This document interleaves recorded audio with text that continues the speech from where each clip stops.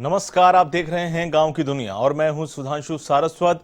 इस बुलेटिन में हम आपको दिखाएंगे गांव और कस्बों की हर वो छोटी बड़ी खबर जिसका सरोकार है आपसे। तो आइए शुरू करते हैं गांव की दुनिया का आज का सफर।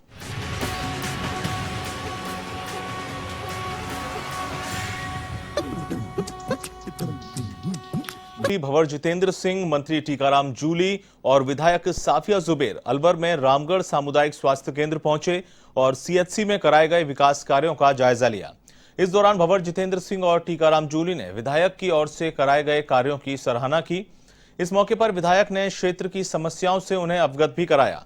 इस दौरान भंवर जितेंद्र सिंह ने कहा कि कोरोना काल में राजस्थान सरकार बहुत अच्छे से कार्य कर रही है और रामगढ़ क्षेत्र में विधायक साफिया जुबेर खान ने सभी उपकरण और सामग्री उपलब्ध करवा दिए हैं। उन्होंने केंद्र सरकार पर भी निशाना साधा।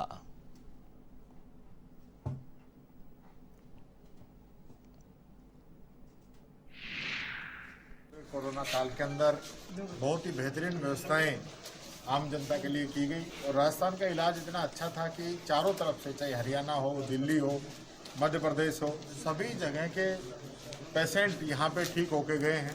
और अलवर के तो हालात ये थे कि लगभग 35 से 40% लोग बाहर के थे, तो सिर्फ इसलिए यहाँ आए थे कि यहाँ अच्छा इलाज है। आपने यहाँ ऑक्सीजन कॉन्सेंट्रेटर, यहाँ की दवाइयाँ, यहाँ का स्टाफ, यहाँ की जो भी कोई कमी रही है उसके लिए बहुत बड़ा प्रयास करके और इस समय के ऊपर कोविड समय के अंदर यहाँ सब व्यवस्थाएं कर रही हैं। आगे का भी आपका बहुत अच्छा प्लान है कि यहाँ की एक बड़े अस्पताल के रूप में विकसित हो, उसकी भी उन्होंने सारी प्लानिंग करी है, तो मैं उनको बहुत बहुत बधाई देता हूँ। एआईसीसी महासचिव और पूर्व केंद्रीय मंत्री भंवर जितेंद्र सिंह ने केंद्र सरकार को कोरोना प्रबंधन में विफल बताया है। उन्होंने कहा कि जिस समय कोरोना पर ध्यान देने की जरूरत थी तब देश के प्रधानमंत्री और केंद्रीय मंत्री चुनावी सभाओं में व्यस्त थे। पूर्व केंद्रीय मंत्री जितेंद्र सिंह शनिवार को कठुमर और खेड़ली दौरे पर रहे। इस दौरान उन्होंने यहां के अस्पतालों का निरीक्षण कर व्यवस्थाओं का जायजा भी लिया, साथ ही निजी कार्यक्रम में भी शिरकत की। भंवर जितेंद्र सिंह वैक्सीनेशन को लेकर भी उन्होंने बयान दिया। उन्होंने कहा कि वैक्सीन उपलब्ध नहीं होने के कारण युवाओं को वैक्सीन नहीं लग पा रही है। वहीं इस दौरे में उनके साथ श्रम राज्य मंत्री टीकाराम जूली, विधायक चोरीलाल मीणा और बाल संरक्षण आयोग की सदस्य वंदना व्यास भी मौजूद थे।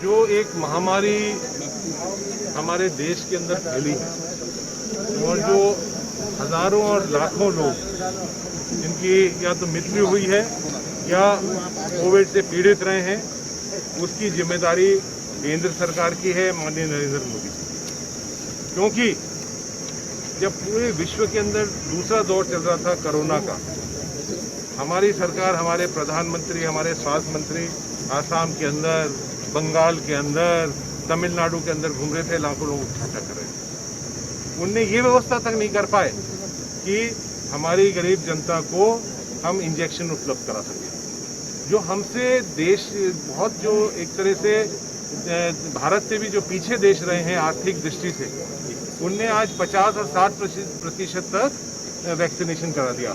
हम सिर्फ अभी तक 3% पर हैं। कोरोना महामारी ने अजमेर के जवाजा के रजियावास गांव के एक परिवार का सब कुछ छीन लिया। कोरोना ने 2 बच्चों से उनके माता पिता को छीन लिया।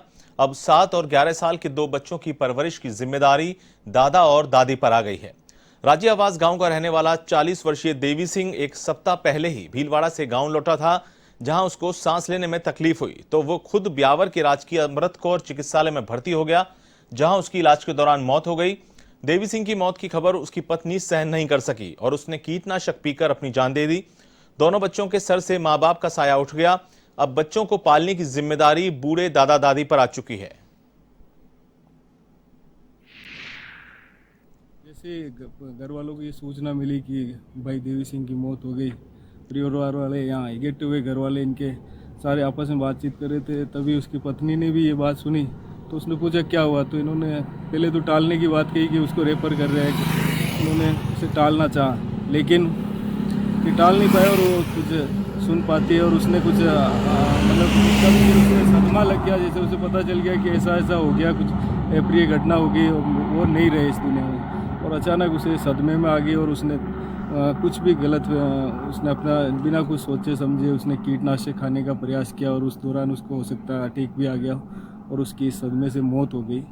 तो बहुत ही दुख की घटना है हमारे लिए और हमारे पूरे क्षेत्र के लिए। देवी सिंह भाई भाजपा के और समाज सेवा के हर क्षेत्र में वो अग्रणी रहे। बहुत बड़ी अपूर्णीय क्षति है हमारे इस क्षेत्र के लिए।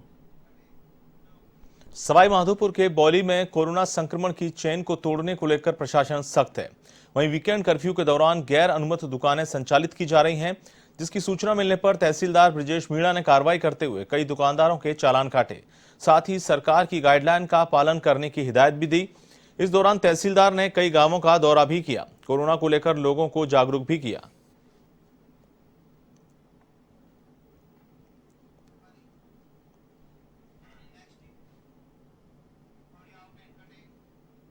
और अब खबर सिरोही के शिवगंज क्षेत्र से, जहां कोरोना महामारी के चलते लॉकडाउन जारी है, जिसके तहत व्यापारियों को सुबह 5 से 11 बजे तक प्रतिष्ठान खोलने की छूट दे रखी है। लेकिन व्यापारियों ने यह छूट सुबह 5 से शाम 6 बजे तक करने की मांग की है। व्यापारियों ने बताया कि सुबह के समय ग्रामीण इलाके से शहर में ग्राहक नहीं आ पाते हैं और जब ग्राहक आते हैं तब तक पुलिस प्रशासन दुकानें बंद करवाने में लग जाता है। ऐसे में व्यापारियों को आर्थिक नुकसान हो रहा है।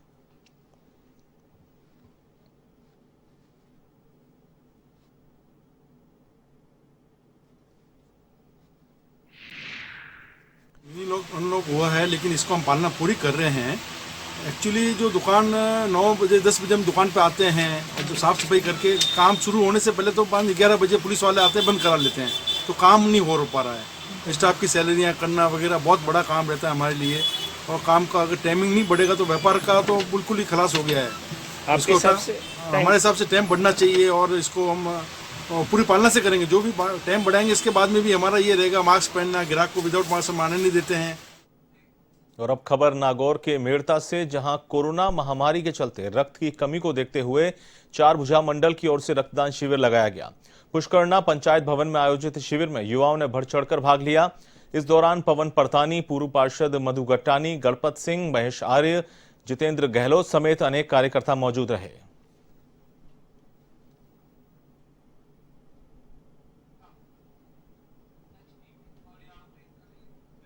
और अब खबर नागौर के मेड़ता से, जहां वसुंधरा जन रसोई के जरिए गरीब परिवारों की मदद की जा रही है।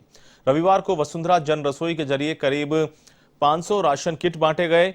इस अवसर पर जीवन राम कलवानिया ने कहा कि पूर्व मुख्यमंत्री और भाजपा की राष्ट्रीय उपाध्यक्ष वसुंधरा राजे की ओर से वसुंधरा जन रसोई शुरू की गई है, जिसके माध्यम से गरीब परिवारों को भोजन का वितरण किया जा रहा है।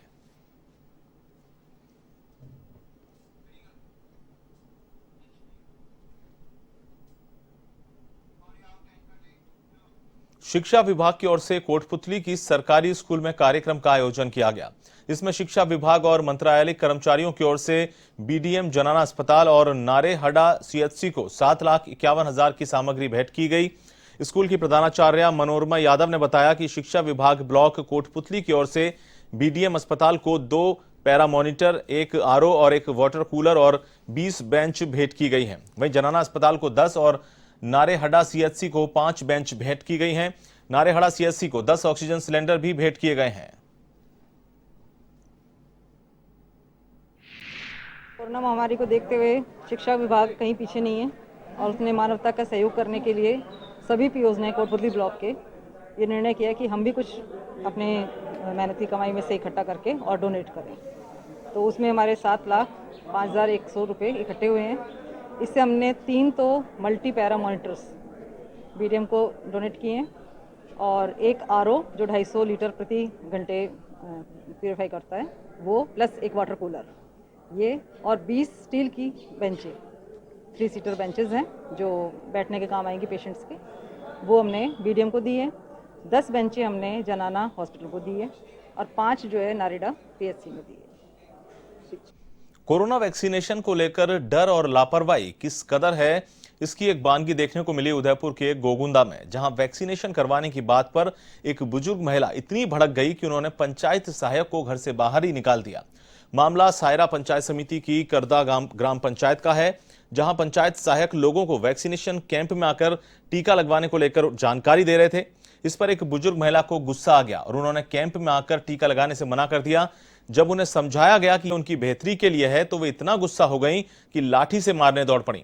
वैक्सीनेशन को लेकर डर और भ्रम के कारण गांवों में यह स्थिति थोड़ी बहुत देखने को मिल रही है, जहां लोग वैक्सीनेशन को लेकर उत्साहित नहीं है।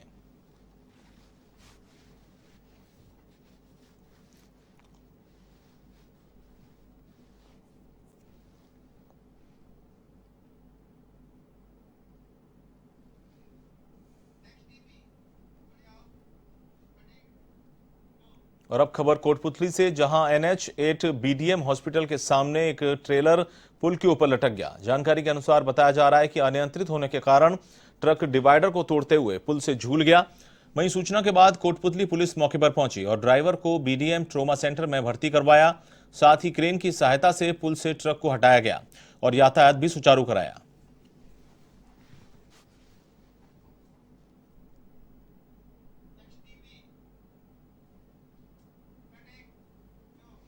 करौली के हिंडौन सिटी में बदमाशों के हौसले बुलंद होते जा रहे हैं। यहां पर दिन दहाड़े बदमाशों ने फायरिंग कर 2 व्यापारी भाइयों के साथ 1,20,000 की लूटपाट कर ली। इलाके में हुई इस लूटपाट के बाद भय का माहौल है। घटना के बाद मौके पर पुलिस भी पहुंची और मौका मुआयना किया। थाना प्रभारी ने बताया कि दोनों व्यापारी अपने घर जा रहे थे, तभी पुरानी बावड़ी के पास 3 बदमाशों ने व्यापारियों को घेर लिया। बंदूक की नोक पर रुपयों से भरा बैग लूटकर फरार हो गए। वहीं वारदात में सिर में चोट लगने पर व्यापारी शैलेश सिंघल घायल हो गए। सूचना पर परिजन और पुलिस भी पहुंचे और घायल को हॉस्पिटल में भर्ती करवाया। फिलहाल पुलिस मामले की जांच में जुट गई है।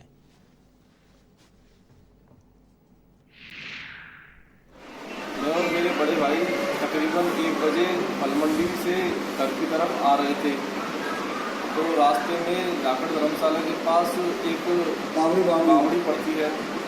वहाँ कुछ अज्ञात लोगों ने बंदूक दिखा के मारा चालू कर दी और ऊपर से भरा बैग लेकर छीन के भाग गए।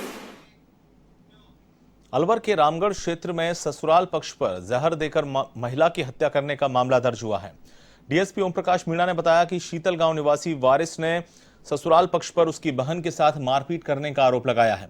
शिकायत में बताया कि पति इरशाद और ससुराल वालों ने उसकी बहन से मारपीट की और जहर खिला दिया, जिसके चलते इलाज के दौरान उसकी बहन की मौत हो गई। फिलहाल पुलिस ने पोस्टमार्टम कर शव परिजनों को सुपुर्द कर दिया और मामले की जांच कर रही है।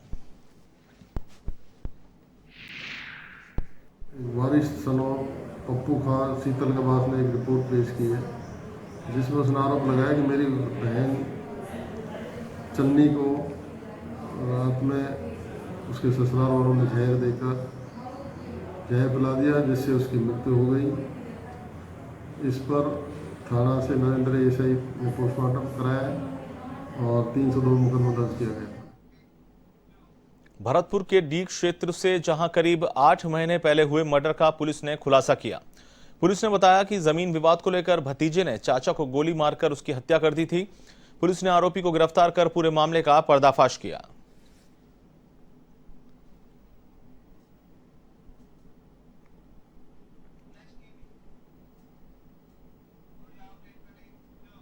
भरतपुर के सीकरी के बड़का गांव में अज्ञात कारणों के चलते एक युवक के सिर पर फावड़ा मारकर हत्या कर दी गई और हमला करके युवक पास में ही एक कुएं में छिप गया, जिसकी सूचना पुलिस को दी गई और पुलिस ने मौका मुआयना किया। वहीं हमलावर को निकलवाने के लिए स्टाफ और ग्रामीणों को टाला गया, लेकिन युवक उल्टा हमला ही करने लगा। लेकिन कड़ी मशक्कत के बाद हमलावर को निकाला गया और थाने ले जाया गया।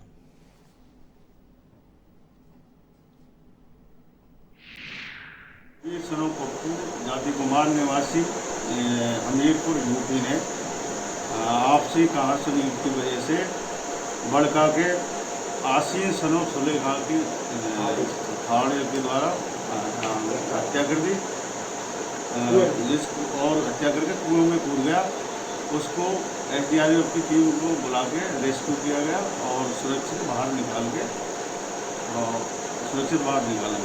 और आगे मामले में अनुसंधान जारी। प्रदेश में कोरोना महामारी के चलते सामाजिक और निजी संगठन लोगों की लगातार मदद कर रहे हैं। इसी के चलते डीपीएस स्कूल बांदीकुई की ओर से दी गई एम्बुलेंस को विधायक जीआर खटाना ने हरी झंडी दिखाकर रवाना किया। विधायक खटाना ने कहा कि इस एम्बुलेंस से बांदीकुई के मरीजों को 24 घंटे लाने ले जाने की सुविधा मिल सकेगी और कहा कि इससे पहले बांदीकुई और बसवा को विधायक कोष से एक एम्बुलेंस दी थी, तो वहीं अब डीपीएस स्कूल की ओर से भेंट की गई एम्बुलेंस मरीजों को राहत मिलेगी। यह एक सराहनीय कदम है।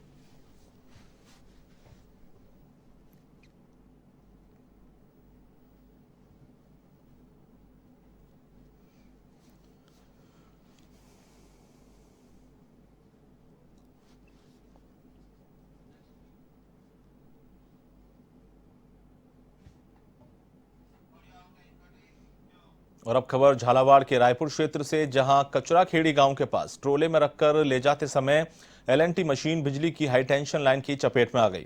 हादसे में एक युवक की मौत हो गई जबकि एक गंभीर रूप से घायल हो गया। रायपुर थानाधिकारी इस्लाम अली ने बताया कि कुछ लोग एक ट्रोले में एलएनटी मशीन रखकर जा रहे थे। इसी दौरान बिजली की हाई टेंशन लाइन से एलएनटी टकरा जाने से हादसा हो गया। हादसे में ट्रोला चालक की मौके पर ही मौत हो गई जबकि एक अन्य युवक गंभीर रूप से घायल हो गया। साथ ही केबिन में बैठे एक अन्य व्यक्ति ने कूदकर अपनी जान बचाई। घायल व्यक्ति को गंभीर हालत में झालावाड़ रेफर किया गया, तो वहीं हादसे के बाद ट्रोले में लगी आग पर दमकल ने काबू पाया।